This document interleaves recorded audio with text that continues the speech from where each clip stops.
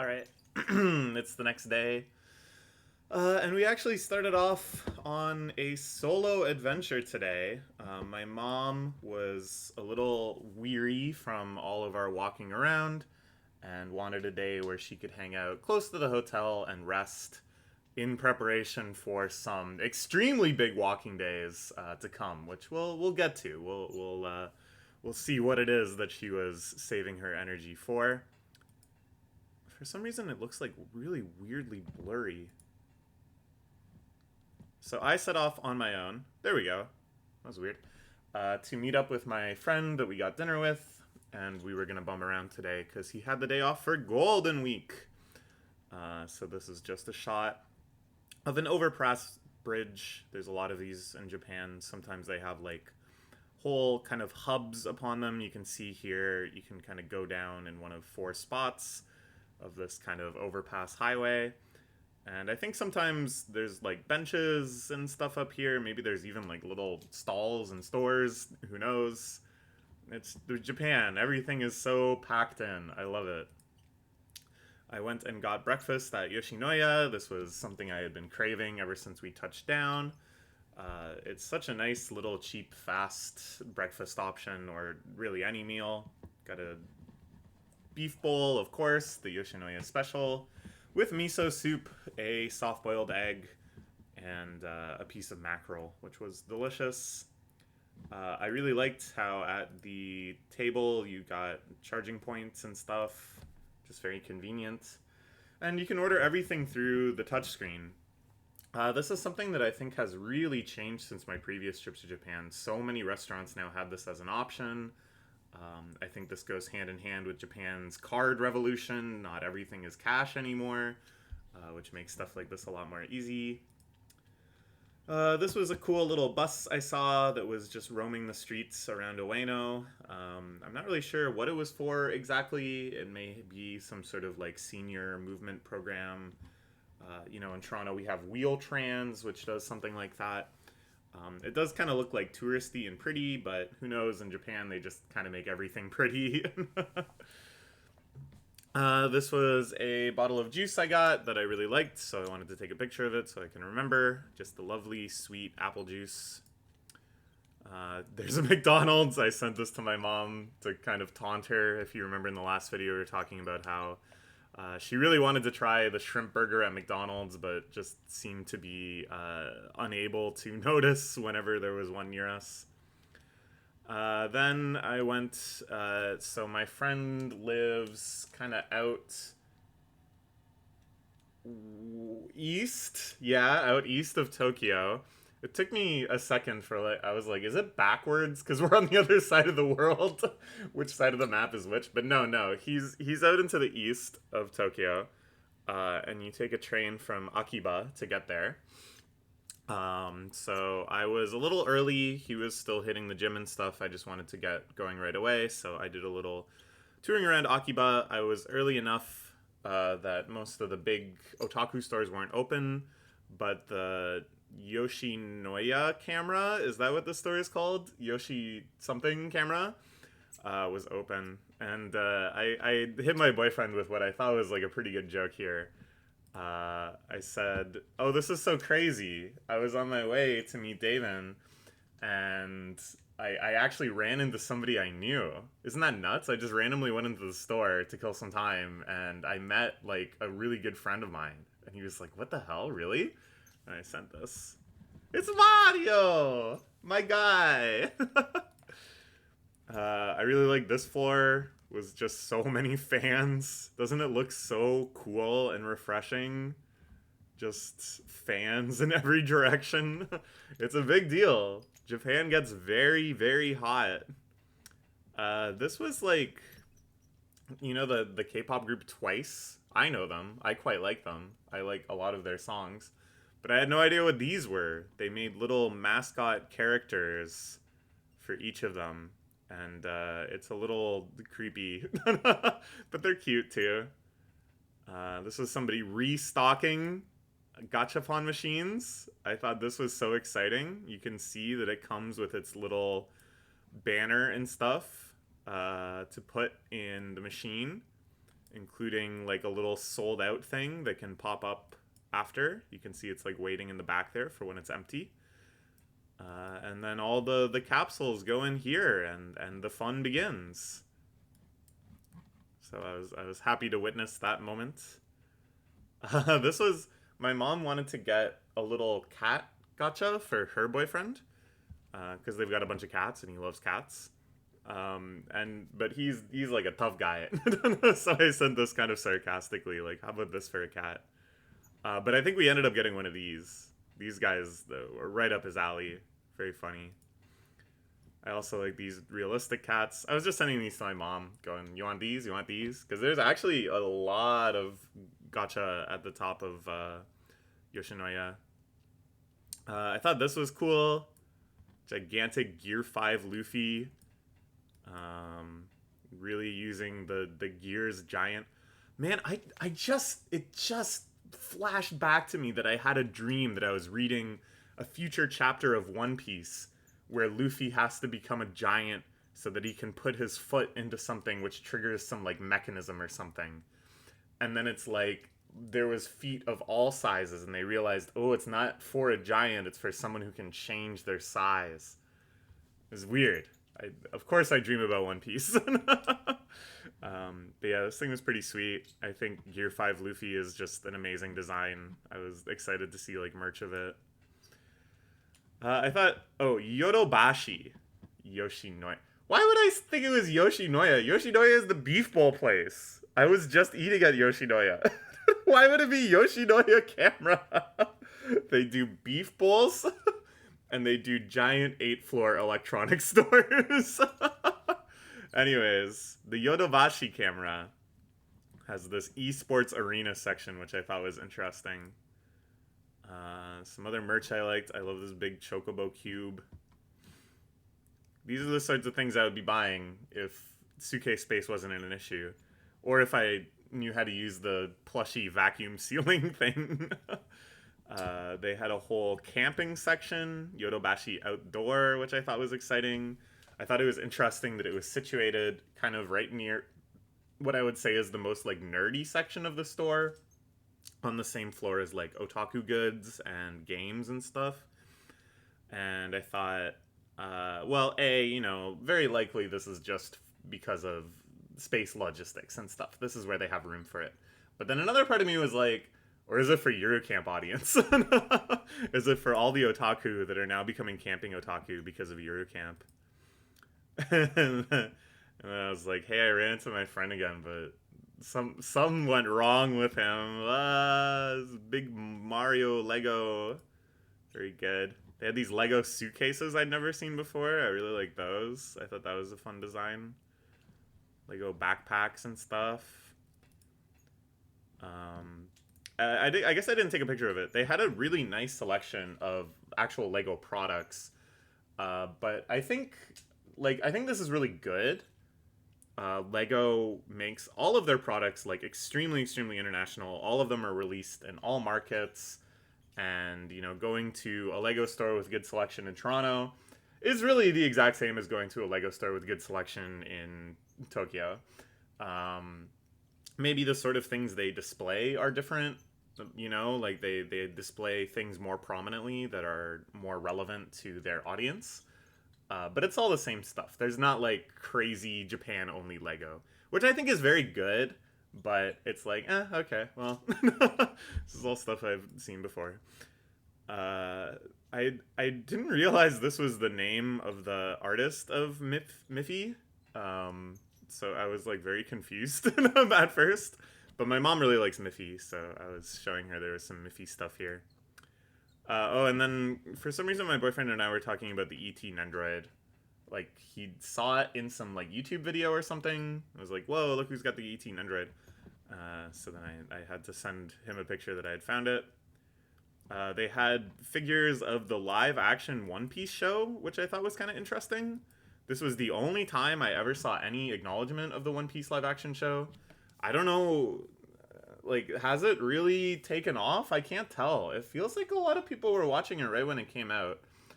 Mostly just friends of mine that were already interested in One Piece, already watching or reading it. and just kind of checking it out of curiosity, and then going, hey, it's not bad. I didn't hear so much about people that weren't into One Piece at all seeking it out, but maybe there was some of that. I don't know. I don't know if it achieved its goals of broadening the audience. I think the Studio Wit adaptation is going to do that a lot more effectively. At any rate, it's like interesting. It's an interesting little cultural artifact that cropped up, and I guess they're going to do a second season. But yeah, this is the only time I ever saw it acknowledged in my entire time in Japan. This was a Paddington train. This is like a model train section. Thought that was kind of neat. I thought it was interesting it doesn't show you what the train looks like. Maybe you just got to be a fan of Paddington and remember what the train he rode on looks like. This is an essential Japanese experience. Now, if I had more time, I would have really liked to go to... what's it called? It's called like C Headphone or something. And it's this huge store in Akiba where there's just a massive wall of headphones and tons of like listening stations and tons of DACs and just any setup you can imagine, such that you can try like your ideal audiophile setup, and everything is just like free access, free use. It's like paradise for somebody who's into headphones. It's paradise. That's where I had bought my pair of really nice headphones last time I was here. I didn't get a chance to do that, but the Yodobashi camera had still a fairly large headphone selection, and in true Japanese fashion, these guys are just sitting right out there in the open, which is like crazy to me. Because I go to audiophile stores in Canada, and this thing would be in like a glass case behind the counter, requiring a key. And if you said, hey, I want to try those, they'd like look at you sideways and be like, are you going to buy them? Are you really going to buy them? They cost $1,000. Are you really going to buy them? Because yeah, this is 96,800 yen. A number so large I couldn't even say it properly. That's close to like $1,000. And it's just freaking chilling out here. And you can listen to it. I just plugged it into my MP3 player, and I was listening to them.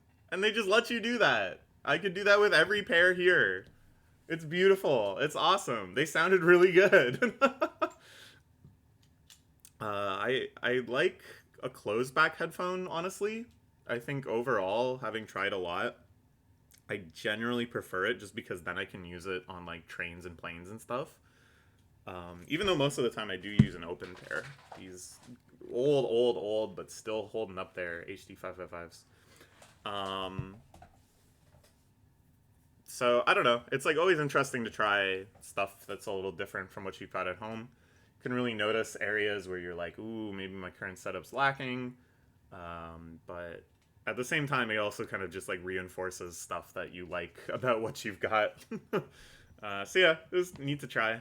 I tried out a few other pairs. Saw some Hi-Fi Man. A cousin of mine is really into Hi-Fi Man. Big Hi-Fi Man advocate. It seems like this is the future of audiophile equipment. I don't know. And the price point is just like unreal. Like I think if I was to buy another pair of nice headphones at some point, it would definitely be Hi-Fi Man. I've been convinced. So it was neat to see some.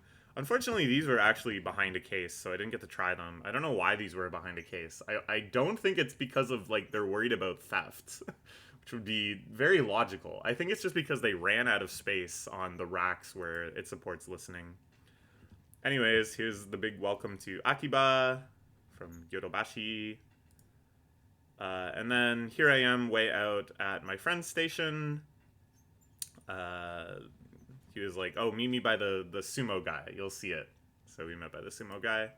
And then we went for conveyor belt sushi again. Even though I had gone just a couple days before. I had talked to him about it at length, and then it started him craving it. So for lunch, we went here. We went right when the restaurant opened. There was no wait. Everything was coming out nice and fresh. It was very exciting. And it's like, conveyor belt sushi doesn't have to be some gigantic gorging yourself, insane caloric intake activity. You can just eat as much as you want. That's the beauty of it. You can take 5 plates and then say, I'm done, and pay like $10, and then you're good. And that's a meal. And that's basically what we did. We didn't eat a whole ton. Oh, we got a few of these though. This is like ebi mayo. And it's interesting, in the West, on a lot of restaurants, you see ebi mayo. And it's like tempura shrimp with mayonnaise. Or just generally deep fried shrimp with mayonnaise. It's not always tempura. And it's good. It's really good. But then in Japan, ebi mayo is like minced shrimp with mayonnaise. And it's way better. it's like a god food. I was so enamored with this. So we ordered a bunch of those. This was some sort of beef, I think, that was really tasty. This was some sort of salmon, I believe. It was some like interesting cut of salmon, I think. But it was really good. This is, what is it called? Tekonmaki or something? It's just tuna roll. I really like these. I don't know why. I think it's because you get a lot of nori. And it tastes really nice to me. So I got these for good old time's sake. This was something crazy going on here. Look at all this onion. What was this? I don't even know if I had one. Maybe only my friend had one. This is saba, horse mackerel. This was the other. This is ebi fry. What we might think of as ebi mayo. Got some karage too. And then at the end we both got a dessert. I got this vanilla ice cream that he said he had heard was good, and it was phenomenal. He got carrot cake. So yeah, nice meal. Not that expensive. Amazing quality fish. You eat right away as much as you want continuously. It's beautiful. It's like a restaurant model that we just don't have here. Because we have like all you can eat sushi, and then we have like fancy sushi. We don't have this like middle ground of just lovely a la carte little pieces of sushi. No, that's not true. We have some other cheaper non-a la carte or non-all-you-can-eat sushi places. But I don't know. Anyways, then for dessert, this was something my friend wanted to try that he'd seen advertised. You buy the Fami Chiki, world famous. Everyone loves and knows the Fami Chiki. And then you buy this bun, which is designed to go around the Fami Chiki and is already loaded up with tartar sauce. And it was great. It seemed like absurd that we were getting this right after eating sushi, but hey, you know, I'm on vacation, baby. We're gonna do whatever the hell we want. Just a little slice of his neighborhood. Going down more into the residential area. Nice old house here. This was his apartment block. He lives with his wife. This is his living room. There's our concoctions. He had Kirkland microwave popcorn. I was like, "What? Where did that come from?" He said, "Oh, another friend from North America brought it." There it is. It was delicious. I think if these were here in Canada, I might eat one like every day because it's so cheap and so tasty. And maybe that's not good for me. So maybe it's good that we don't have Fami Chiki. No, just kidding. I freaking love Fami Chiki. It's just perfect. This is his sauce area, and it looked so uncannily similar to my fridge's sauce area, right down to having a bottle of mayonnaise that's like roughly this used, kind of wedged in there. So I asked if I could take a picture of it because it hit so close to home. He had some Alfort cookies. This comes up in me and Roboco a few times. Kind of a meme within that. They're very, very good. Some bamboo. So from here we decided to head back into Tokyo proper. Go on some shopping missions. I was saying that, you know, really deep down, what I want to do is just go to like every mandarake in the city. That I know there's many other things to see and do and realms of shopping to encounter. But mandarake just brings me so much joy. And luckily, my friend and I, we've been friends for like 15 years. I didn't even have to ask. He suggested when I was talking about how much fun I was having going to Mandarake. How about we do a Mandarake tour? And that was basically our main objective. Oh no no, I had another objective on top of this, but we'll get to that. We'll get to that. It's very exciting. Some external staircases. Oh, I meant to send this to my friend who's named Pascal. But I think I forgot. Anyways, if you're watching for some reason, look. There's a store with your name. that's it. Nice big arc here. I love these arcs. Arches. What? Arches. What am I saying? This is the view from his local train station. Very lovely. Then we started heading. This is near Sugamo Station. Yeah. This is near Sugamo Station, which is kind of on the upper part of the circle of the Yamanote line. And there's a very specific store that I was interested in here, and we actually split up for a little bit. He said there was some other stuff he was interested in a stop or two later, whereas I had been assigned by my boyfriend to go check out a particular store in this area, which was the Toudoukan, the pro wrestling and martial arts shop. This is like an otaku store that carries the whole history of Japanese pro wrestling within it. It is legendary among Japanese pro wrestling fans. This was on the top of the list of my things that my boyfriend wanted me to see as proxy. And I was like, yeah, sure. I mean, I'm into wrestling too, because of him. Not to the same extent, but I'm learning and I'm loving it and I'm having a lot of fun. And I love a good otaku store, sometimes, especially if it's not something that I already know a whole lot about, that I can kind of like discover through the store. And that's what I did. I was here for quite a while. My boyfriend had made a list of stuff that he had seen on their website that he was hoping I would be able to track down and get for him. So I had some like missions, and then I came up with some other stuff that I thought would be kind of fun if I could find. And yeah, let's dive in. I asked, can I take pictures? They said sure. First, I took a picture of this themed vending machine outside. Very cool. They had out front a whole bunch of really cheap stuff. Extremely cheap wrestling trading cards, which I kind of perused through a little bit. But I didn't really spend a whole lot of time out here. Man, it's like overwhelming, right? Especially like for me, where I'm not entirely certain where I should be looking for any given thing. Really cheap T-shirts down here. Yeah, it was overwhelming, even more than like a Mandarake, I think, because there was that kind of like gap in knowledge. Inside, they had several huge pinboards of Polaroids of wrestlers that had come to visit, make the pilgrimage, leave a little autograph. Really wonderful to see. These are all from around 2015, it looks like. I'm sure my boyfriend can recognize a lot of these people. I cannot. I don't know. At first I was like, oh, let's take a lot of pictures so he can really see, what it's like to be in there, and let's try to take good pictures of these so you can see everybody that's there.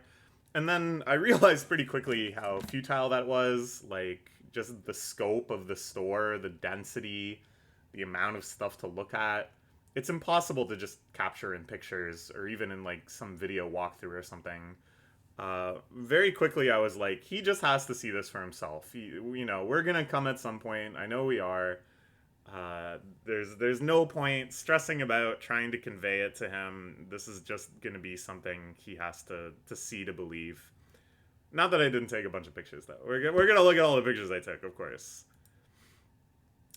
This was new entry flower? What? But just like a big wall of a bunch of like wrestling manga up here, a bunch of wrestling DVDs. New Day. Oh, this is a promo company, New Day. Maybe this is a promotion as well. New Day, Noah, All Japan. Oh, this was because, yeah, they were just playing some like nice kind of old school underground backpacker type hip hop. It freaking hit. And here you can see just walls of programs that for every event, you know, they put out a little program that shows you who's going to be wrestling and probably has like bios and stuff. And they have a massive collection of that. Then they have a massive collection of old pro wrestling magazines. One thing I did get him as a souvenir is I found the pro wrestling magazine that came out on the day he was born. I just love it. I'm always looking for stuff that came out when people were born. I think it's so cool. When I found the Jump that came out on the day I was born, I wanted to cry. I just was so moved by this artifact that I had managed to bring into my arms. I don't know if it hits the same for everybody, but I think that's so cool. This was upstairs. They had this whole section of masks. These are pretty freaking sweet. I don't know what to say. Like, look at all of them.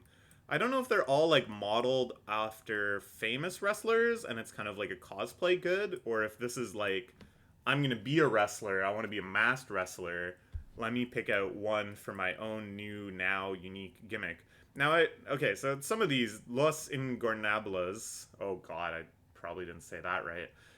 I know these are real wrestlers. Like, I know this is a famous actual wrestling group. So I assume these are their actual masks and that this is like cosplay goods. I don't know. Maybe it's like a mixture of both. Because there's so many. This one's just a clown. This one is gold.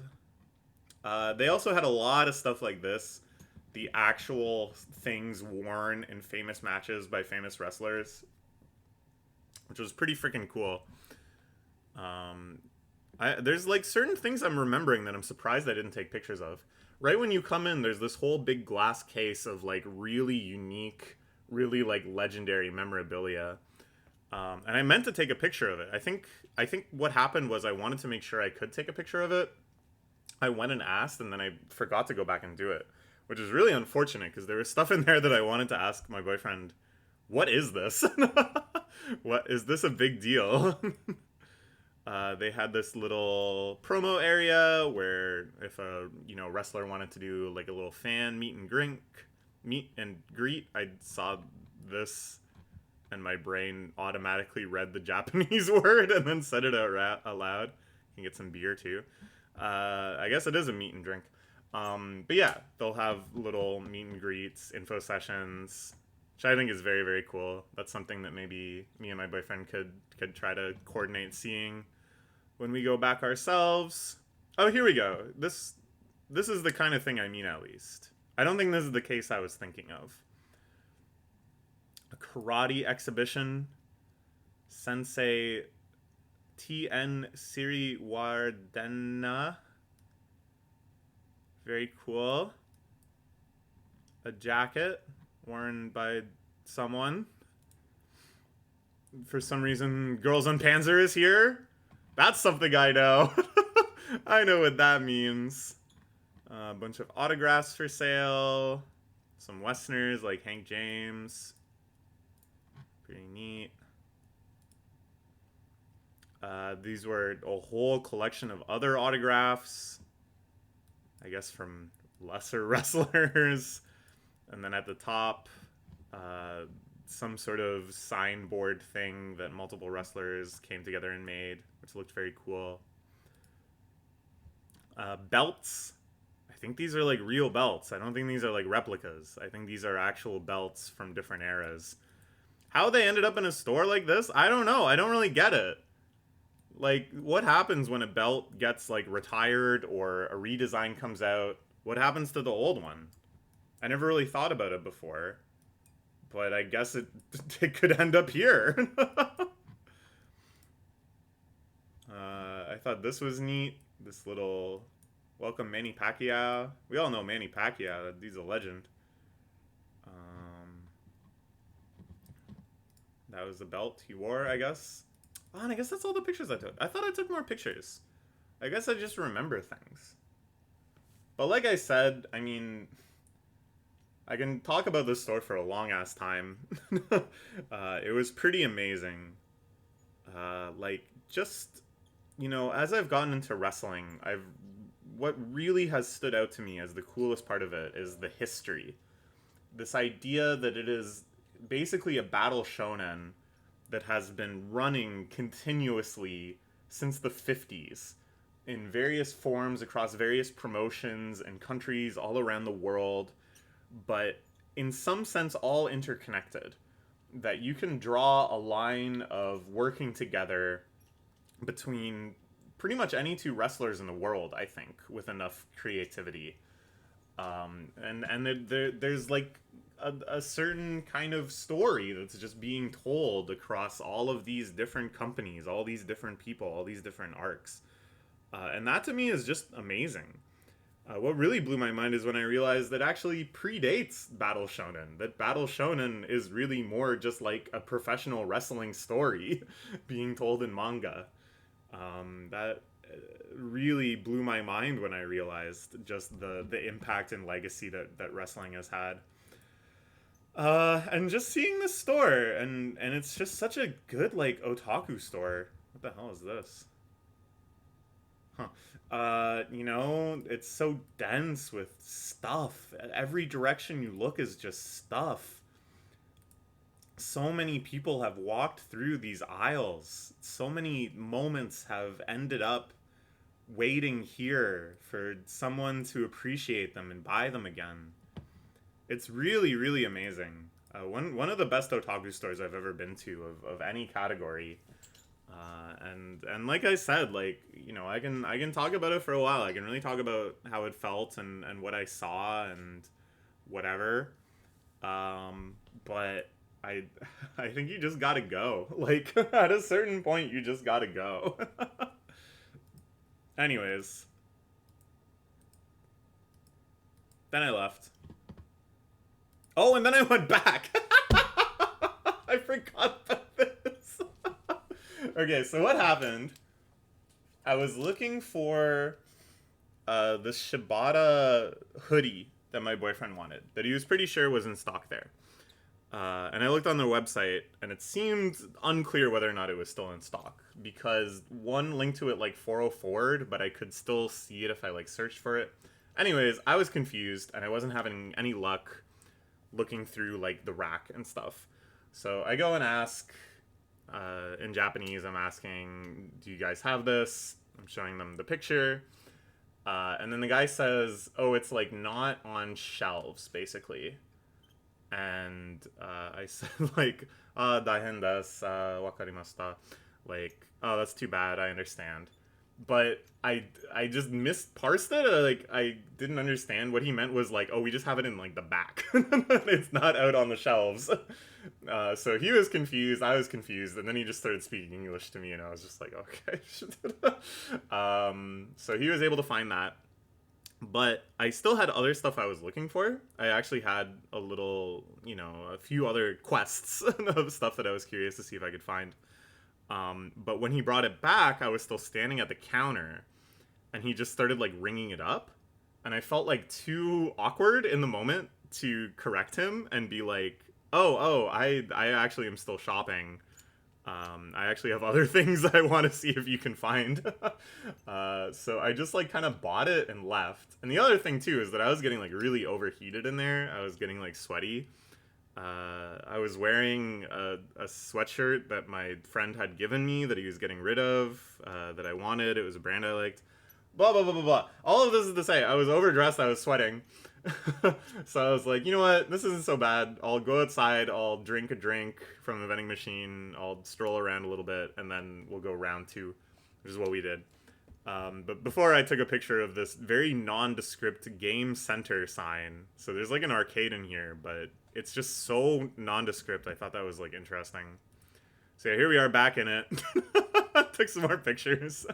Some old programs. You can see the big archive of books. Ah, yeah, these are like the legendary cases. I was like pretty sure I took a picture of them. But yeah, you can see there's like the leotard, the boots, the shorts, the mask. Like it's all just there. These belts. It's like real.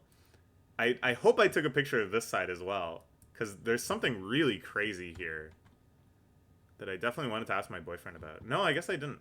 Um, there was like these pictures from this book of a guy like fighting with an ox, and I guess like ripping the horn of the ox off.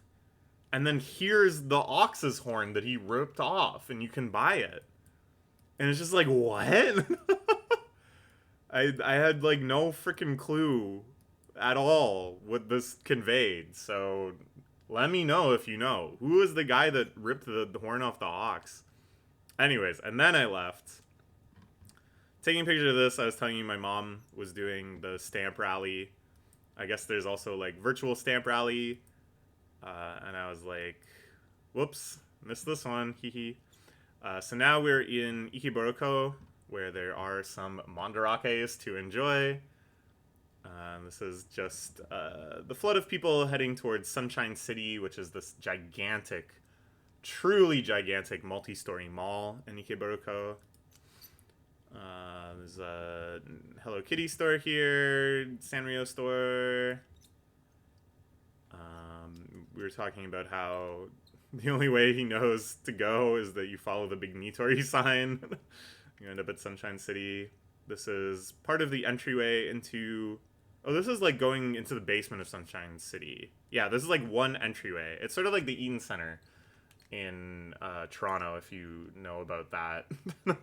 That there's like kind of a couple standalone sections around the edges where you have to go like down and inside and up to get to the mall proper.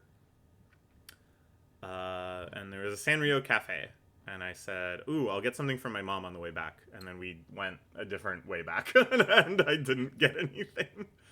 But they had some cute stuff. You could get a whole meal here. Ice cream, presumably. Very cute.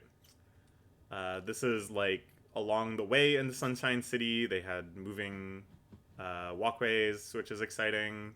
Feels like you're in the airport. Big gacha paradise somewhere around here with 3,000 gacha machines. Crazy.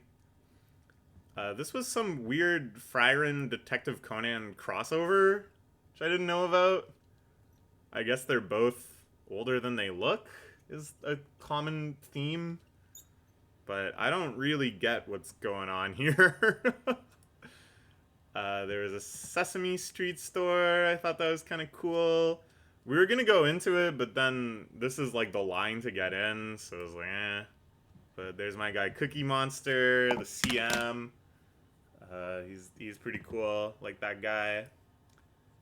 This was just a directory of all the restaurants in Sunshine City.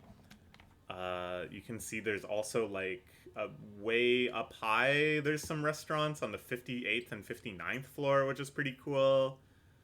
I imagine these are all fancy schmancy places. But yeah, huge variety, all in one mall.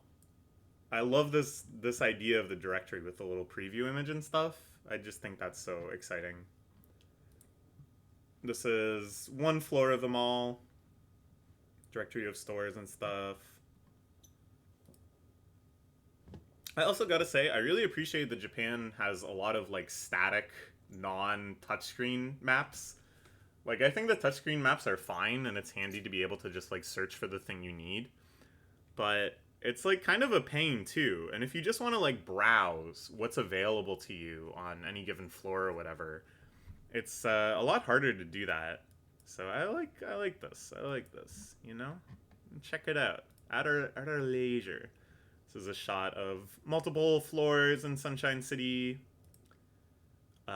This is now in a Mandarake. Apparently, I'm pretty sure this is the BL Mandarake.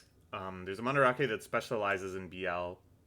That's near Otome Road in Ikebukuro. So I knew it wasn't like the most relevant to our interests. I'm like a BL fan, of course, but not to the extent that I'm gonna be like searching out BL treasures. But I correctly also assumed there would be Miku figures, and there was a decent little selection here of Miku Nendroids. The Harvest Moon one is super, super cute. But alas, not the one that my friend was looking for. I guess that's the only picture I took in that Mandarake. Here are some trees. Here's just more streets of Ikebukuro. But there's another Mandarake in this neighborhood, so we started heading for that. This is inside of that Mandarake. You can see my new hoodie. This is my bag from Toudoukan.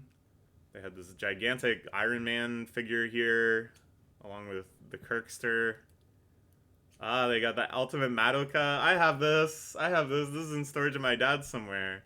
Unopened. Crazy. I think that's about the price I paid for it. It did not appreciate in value, shockingly. This, like, one of the best-selling figures of all time. There's probably, like, millions of these out there. Cool figure, though. Let's go, Madoka. This was, like... This guy stood out to me because he is 110,000 yen. This little guy is over $1,000.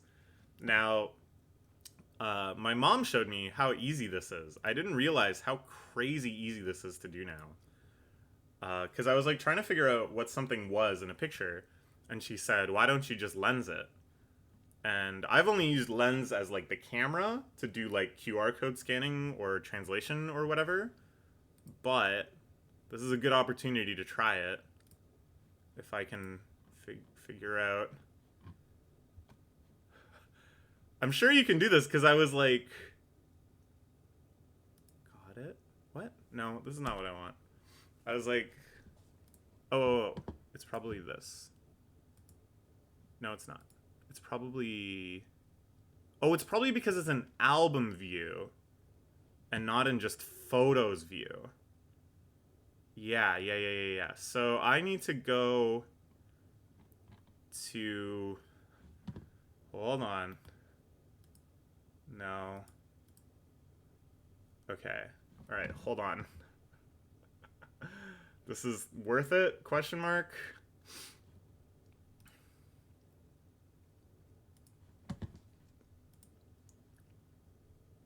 Yeah, I think it's because it's an album view. So now I gotta find this same photo in photo view. Okay. No, wait, I'm scrolling the wrong direction.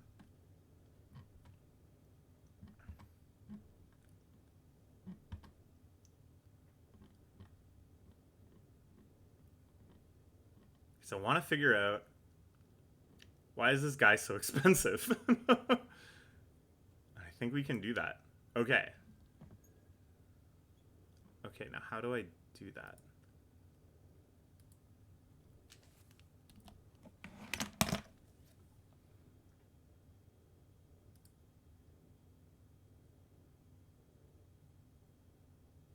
What the hell?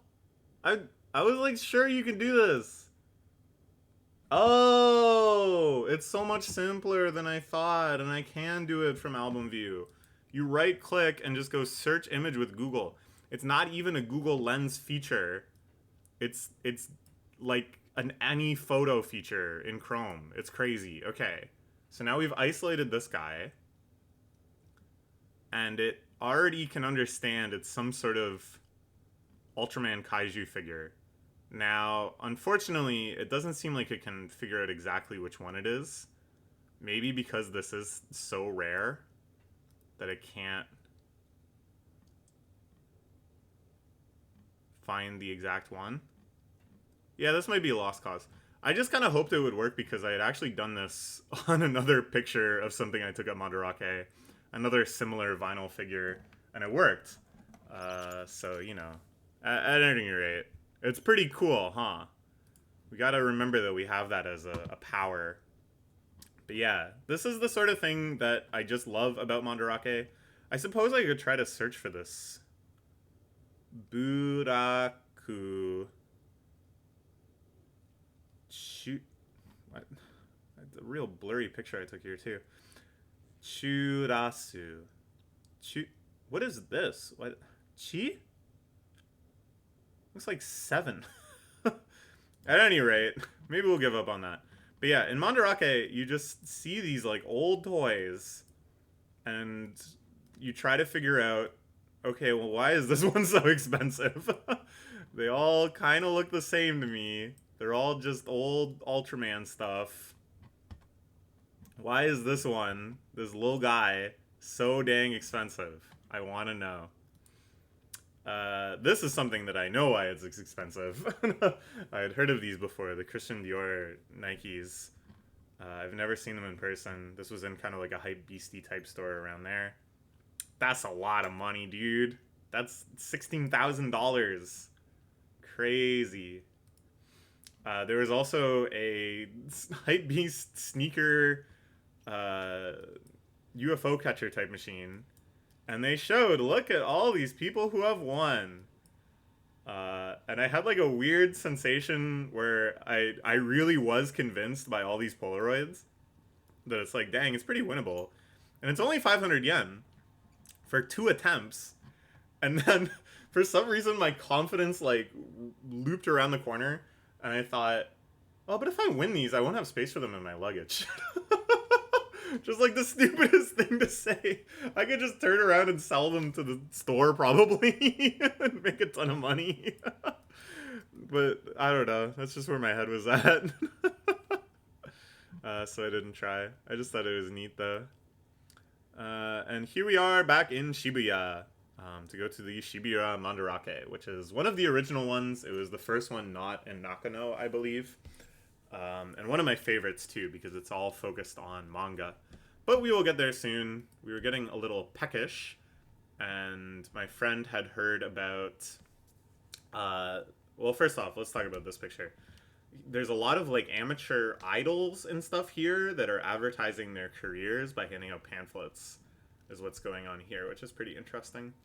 Anyways, he had heard about this Korean fried chicken sandwich place, which apparently is far and away the #1 most popular fried chicken sandwich in Korea. And this was their first non-Korean location. They'd opened up in Shibuya. So we just wanted to go look at it and see how crazy the line was, because it had only opened like a week or so ago. Udanmeshi, my favorite manga adaptation in a long time, going so freaking hard. IKEA too. Or actually, maybe this is Electronic Arts. Haha. I really liked this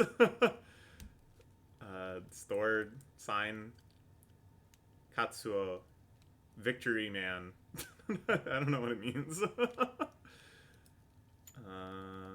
It's so crazy to me just how quickly the traffic can drop off in areas of Japan. I don't know what to attribute this phenomenon to, but it doesn't seem to really operate this way in Toronto. In Toronto, if you go to an equivalent place like Yonge and Dundas, it's busy in like all directions for quite a while. Everywhere is like packed with people. And I think it's just a consequence of every street needing to be so like car accommodating and needing to be like a throughway. And thus there's not that many like outlets of human traffic. So yeah, it's just kind of like busy for blocks in every direction. Whereas here in Japan, I think we go down like this side street here, and it's like nothing. It's you know, not busy at all. And we're like 30 seconds away from the most busy intersection in the world. It's uncanny. I don't know exactly what's up or why, but it's just how it is. But yeah, nice little street here. I love these neon signs. What was I taking a picture of here? I don't know. Just probably scenery. Shibuya Chogai. Chuogai, I mean. This is something we did at 7-Eleven. My friend has done this a few times, and he was excited to show me, and it was awesome. You just buy this cup full of frozen fruit, okay? And you put it in here. We'll register what it is. It scans a little barcode. Yes, okay. You're like, yep, it's a mango. Mango. Correct. And then while you're waiting, you just eat your other thing. What is this? I don't know.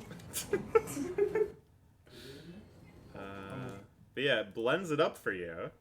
And there you just have like a fresh smoothie. And you saw firsthand it's all just real fruit. And it's really tasty. I got a berries one. My friend evidently got mango. It was good. It went hard. So yeah, this is the Korean fried chicken place, Mom's Touch. And shockingly, the line wasn't that bad. We decided to go for it because it seemed like a good opportunity. See what all the fuss was about. And yeah, we got seated pretty much instantly. Our food came really fast.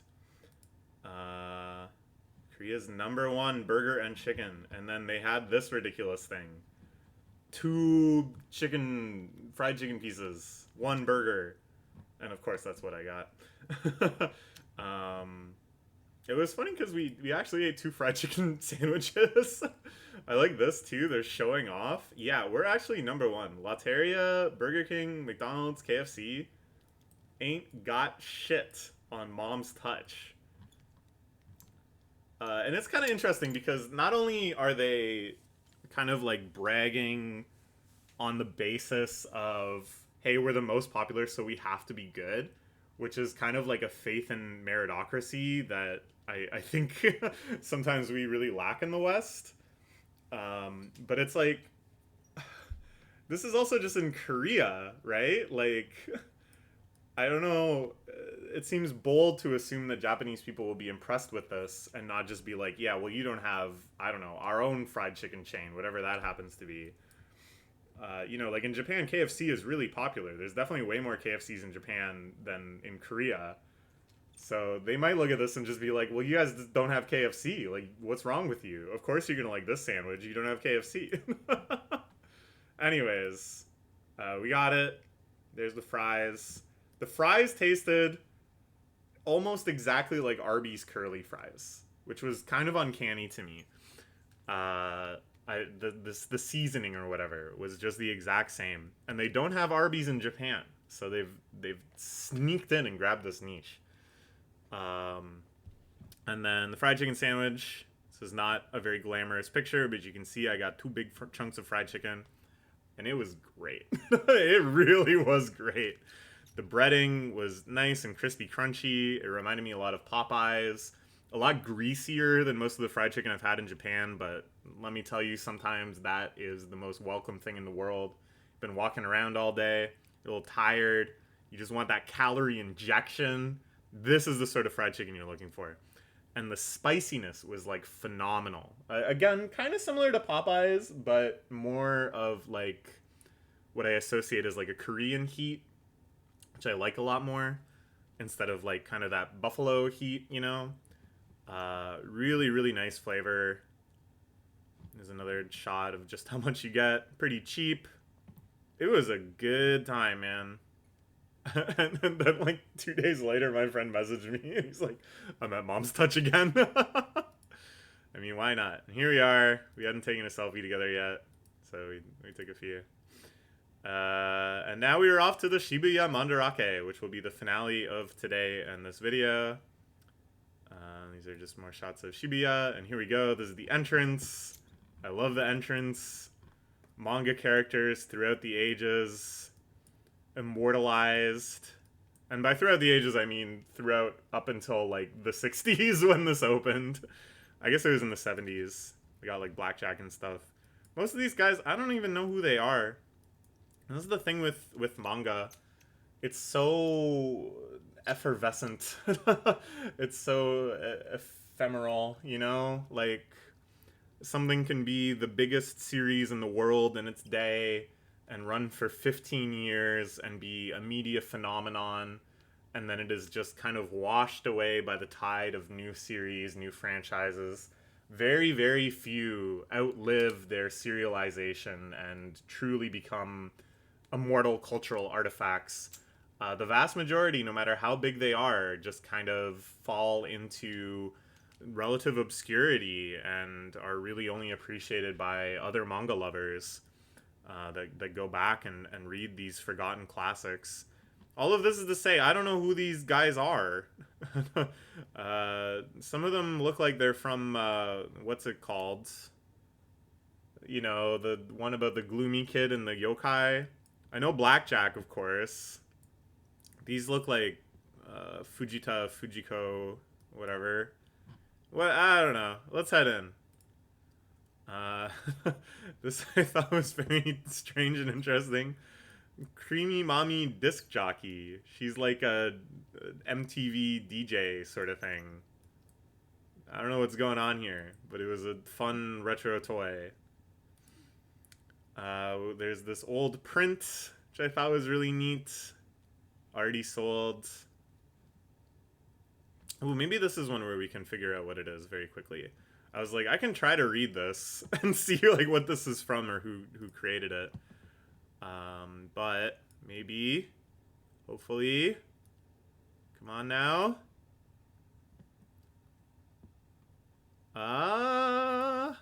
Here we go. Now we go here. This is a completely different image. Why are you gonna lie to me? Okay, how about this one on Pinterest? Okay, and now right click, translate to English. Yoshiharu Tsuge.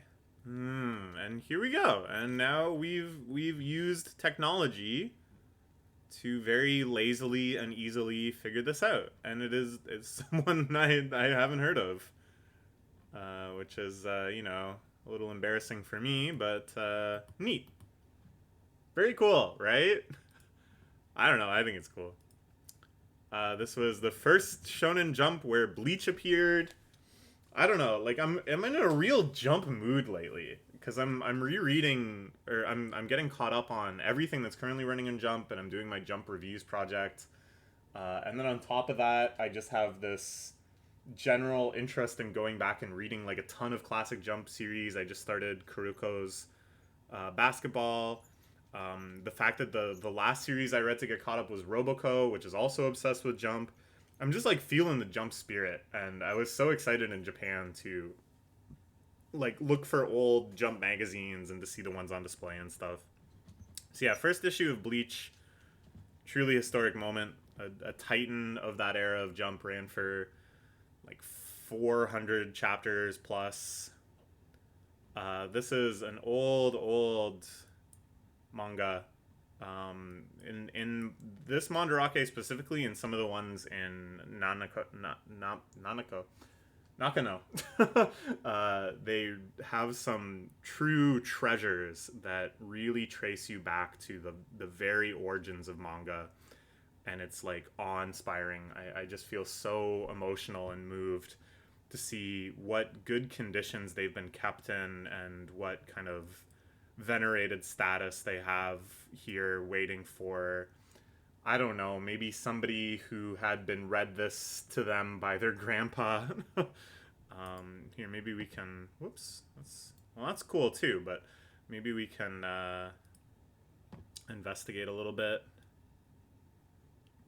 Here we go. So we can actually just go to the Mandarake storefront, the online storefront.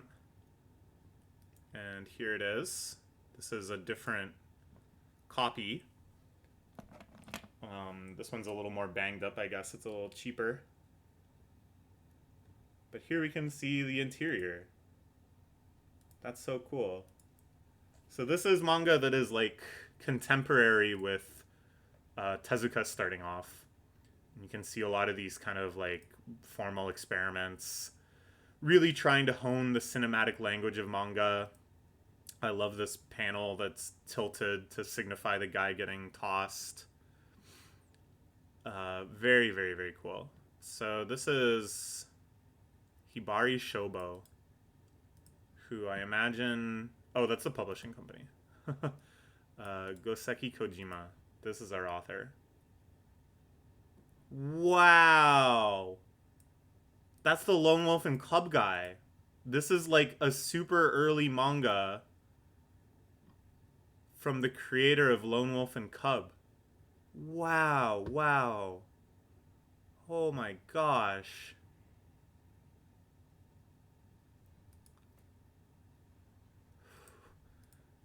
Can we see? No, this is like... Is this right? This can't be right. That...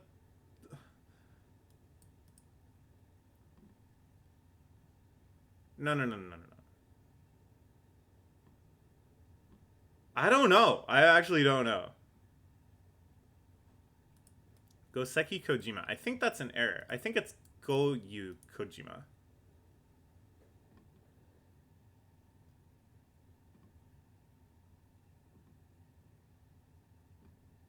Yeah, I think that's like an error.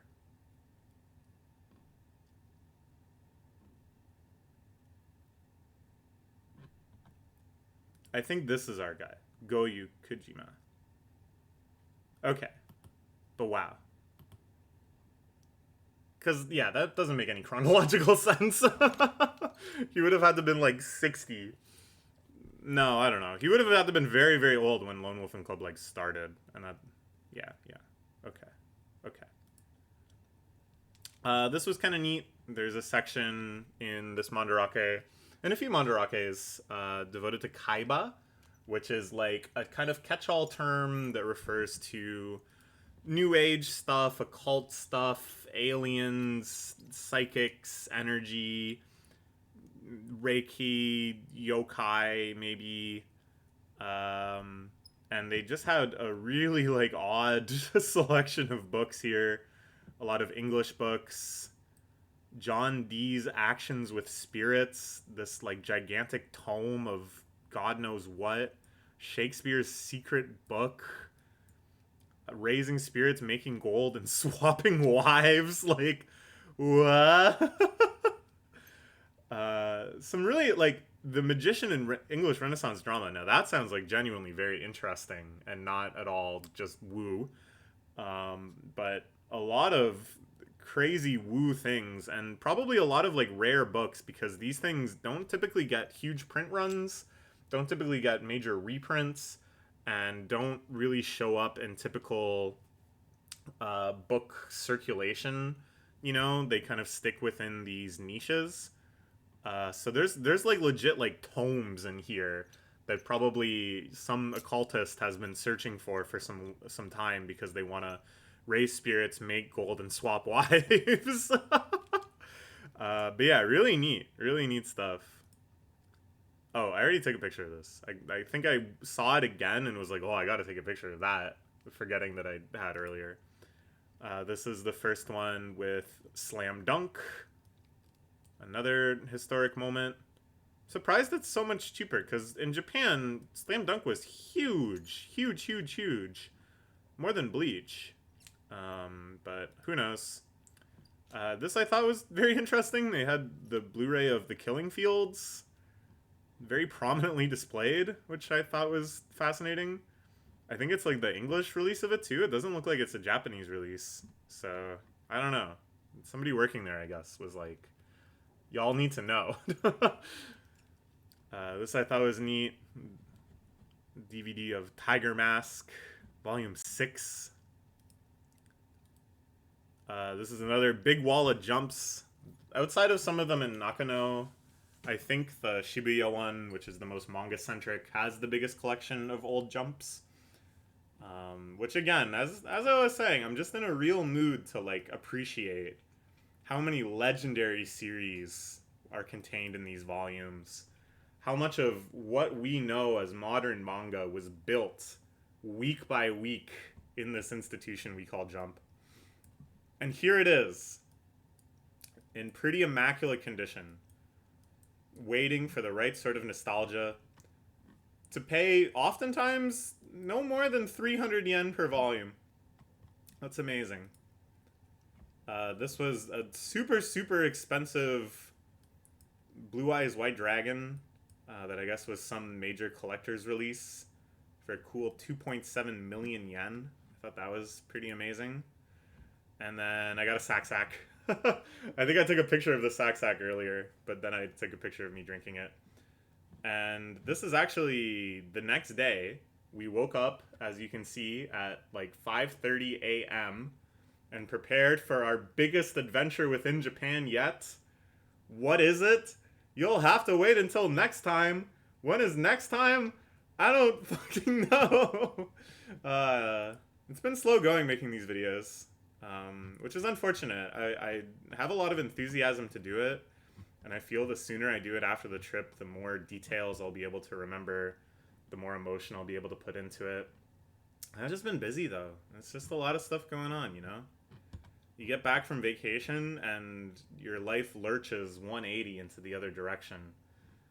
And that's where I'm at now. So, you know, hopefully, join me, hopefully, soon, for another big adventure within Japan. Oh, that was a little preview. Okay, see you then.